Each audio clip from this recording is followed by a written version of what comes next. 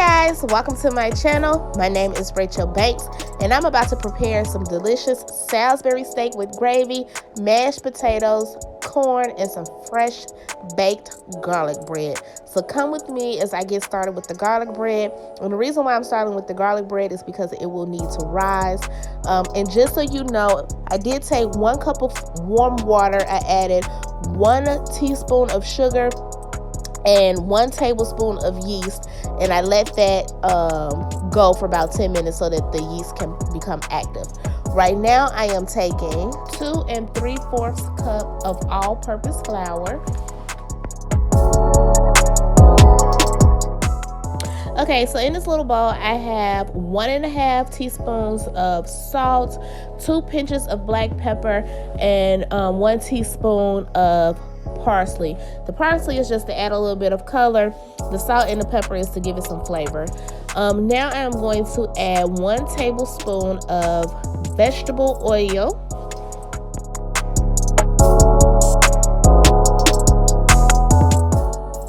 Okay, and so now I'm going to add 2 tablespoons of olive oil.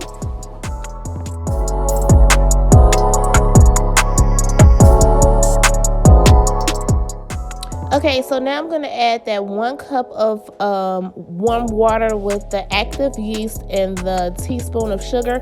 So I let that sit for about 10 minutes so that the yeast can become active, and that's all of the bubbling that you see. That's the active yeast. And now I'm going to mix it together to form a dough.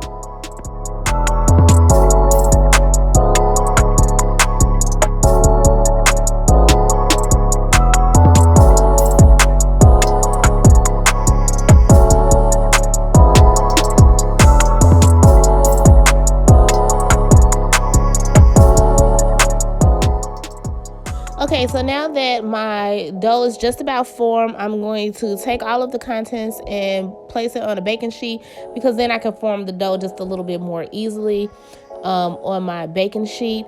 And I am going to knead it a little bit, and I'm going to do all of this off camera, and then I'll be right back.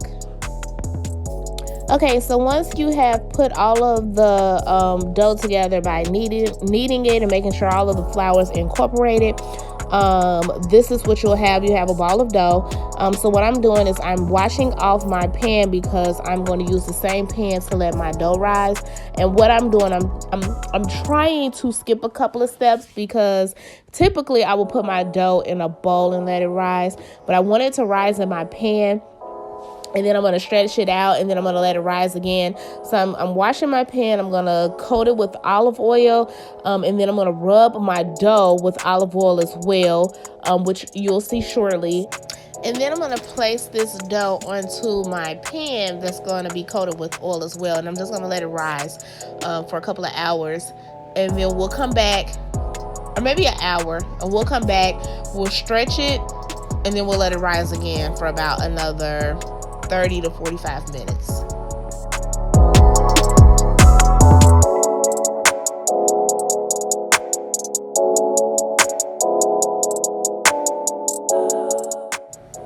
Okay, so the next thing that I want to prep is my chocolate chip cookies that I plan to serve for dessert. And the reason why I am prepping my dough so early is because the longer you let your cookie dough sit, the more toffee-like flavor the dough supposedly has, or the cookie supposedly has. So that's what, you know, they say. So in the bowl, I do have half a cup of salted butter, and then to that I'm adding some sugar, which is 3/4 cup of brown sugar, and then a half a cup of white sugar.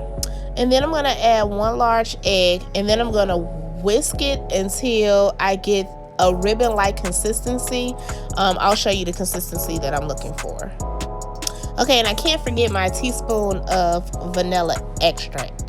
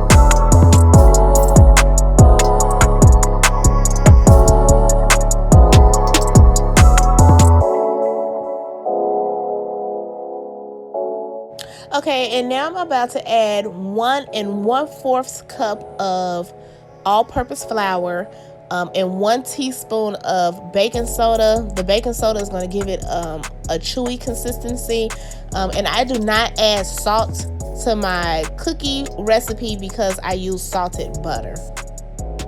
Okay, so now I'm going to be folding the flour into the wet mixture. The more you mix this mixture, the cakier it will be. So, you know, mix it depending on how you want your cookie to turn out. But I'm also going to be adding some milk chocolate chips, and then I'm also going to add some semi-sweet chocolate chips. Oh my goodness, the combination of the milk chocolate chips and the semi-sweet chocolate chips is amazing.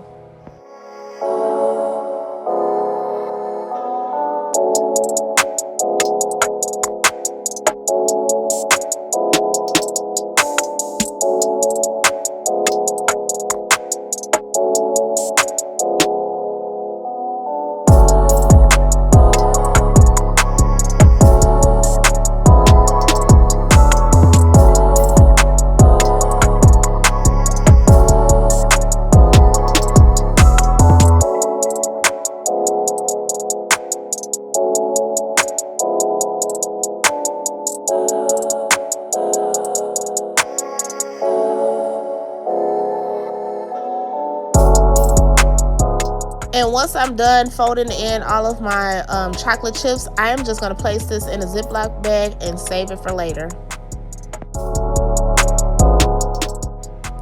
Okay, so let's get ready to prep the Salisbury steak. I have some frozen bell peppers that I'm going to thaw in some lukewarm water. And I'm going to add those bell peppers once they thaw to my ground turkey. That is my meat of choice. I love ground turkey. It's so flavorful. So to my ground turkey, I have about 3 pounds. I'm going to add 2 large eggs. So I'm going to just whisk the large eggs with a fork.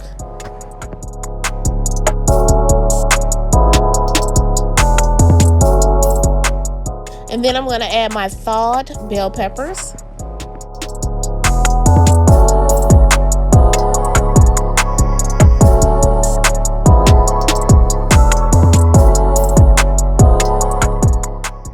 The next thing I want to add is some crispy fried onions. I love these. It replaced using like croutons or breadcrumbs, and then it also adds a wonderful onion flavor.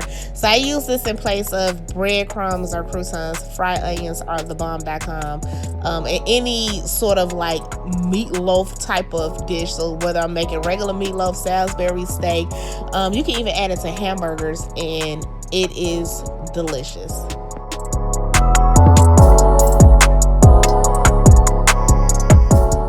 Okay, so now I'm going to be adding my seasonings. I'm adding a little bit of parsley for color. I'm adding some garlic powder, some salt, some pepper. And I'm going to show you all the seasonings that I'm going to add. And it's going to look like I'm adding quite a bit, but you know, just to remind you, I am using 3 pounds of meat, and you want your meat to be flavorful. So you want to add all of these seasonings because that's what's going to give it all of that great flavor.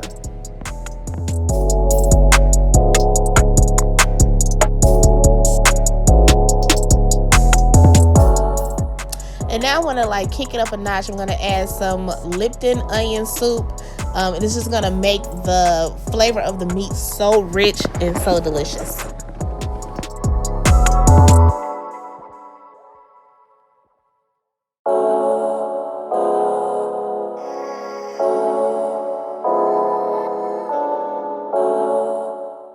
Okay, so now I'm going to mix all of these ingredients together off camera, and I'll be right back. Hey guys, so this is the final product. Whether you use your hands or a spoon, you want to make sure that the ingredients and the seasonings are well distributed throughout the meat. I am going to place this meat in a Ziploc bag and place it in the refrigerator until I am ready to use it. Okay, so it's been about an hour, so now I want to take my dough for my garlic bread out, and I'm going to check on it to see if it has risen. And as you can see, it did rise some. I am going to stretch it out on this pan, so that was the purpose of me oiling the pan, so that I can just stretch it on this pan. And then I'm going to add olive oil, garlic, some sea salt, and parsley and a little bit of my Irish butter with the herbs in it. So you'll see how I dress up this garlic bread. And then I'm gonna let it sit for about maybe another 30 to 45 minutes.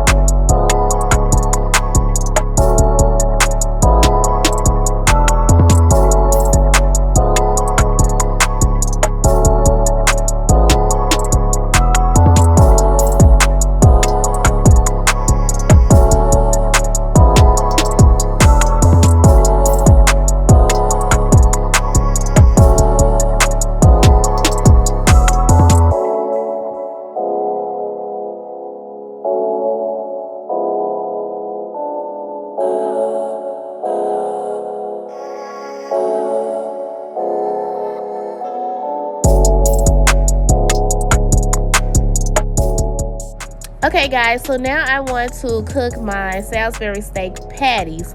I am going to cook my patties on top of the stove first, and then I'm going to place them in the oven so that they can continue to cook.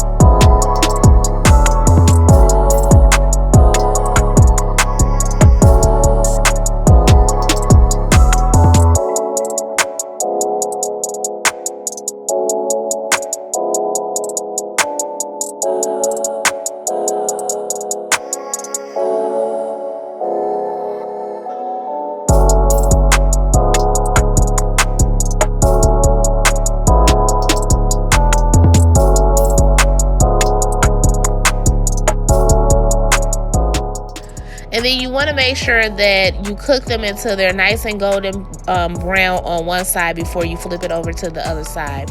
So this patty right here is like the perfect type of brown and crispiness that I want on one side before I flip it over to the next side. So while my patties are cooking, I preheated my oven to 400 degrees, and now I want to put my garlic bread in. So I'm going to put my garlic bread in my preheated oven, and I'm going to cook it for about 15 minutes or until golden brown. Okay, so once you're done cooking all of your Salisbury steak patties, the bottom of your pan is going to have all of this yummy goodness stuck to the bottom, and we're going to help incorporate that yummy goodness into our gravy using beef broth. So I love using beef broth whenever I'm making like a Salisbury steak because it adds a really deep flavor. So not only am I going to use beef broth, but I'm also going to use some beef bouillons. I'm going to season this with some thyme, some salt, some pepper, and some garlic. And then later on, I am going to thicken my sauce with some cornstarch. So I make a cornstarch slurry, and I thicken my gravy with the cornstarch. So just watch, you'll see.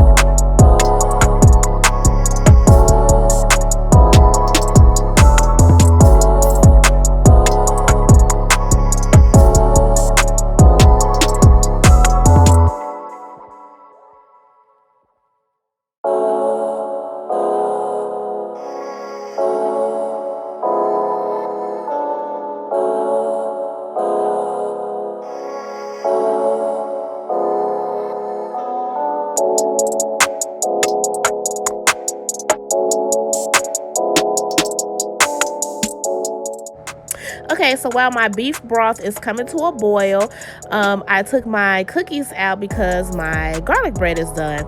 And I set my oven to 350, and once it's up to temperature, I'm going to set my cookies in the oven, and I'm going to bake it for about maybe 12 to 15 minutes until golden brown.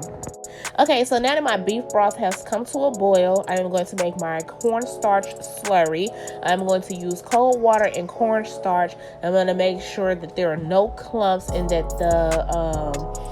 the cornstarch is completely, what is the word? I'm trying to think of the right word, but completely blended into the water. Just making sure that we don't have any lumps before I add it to my beef broth.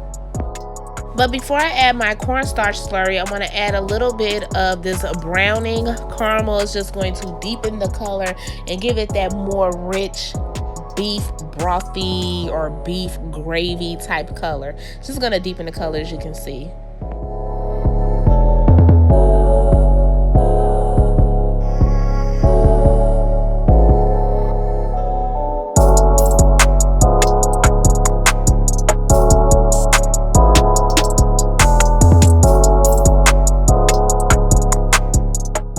And let me add, before you add your cornstarch to your broth, make sure you taste it first so that you can season it before you thicken it. It's easier to season when it's nice and loose or whatever. If in case you have to add a little bit more water, a little bit more broth, or a little bit more seasonings before you add your cornstarch slurry. And you want to add your cornstarch slurry slowly so that you get the consistency that you want. I found that I needed to go back with a second helping of cornstarch because I wanted my gravy to be a little thicker, but it's up to you on how thick you want your gravy to be. It's easier to start slow than it is to try to take away. So, just add it slowly to your liking, but make sure you taste your gravy first to make sure that it's seasoned well. And then I also add a stick of butter. The butter is going to give it a shiny appearance, as well as deepen the flavor. Now here are our Salisbury steak patties out of the oven, ready for the gravy to go on top. Once I pour all of that delicious gravy on top of the Salisbury steak patties, I am going to put the patties back in the oven, and then this is what the final product looked like. I did serve it alongside mashed potatoes and some sweet corn and that homemade garlic bread, and it was delicious. Oh, and let me show you the chocolate chip cookies.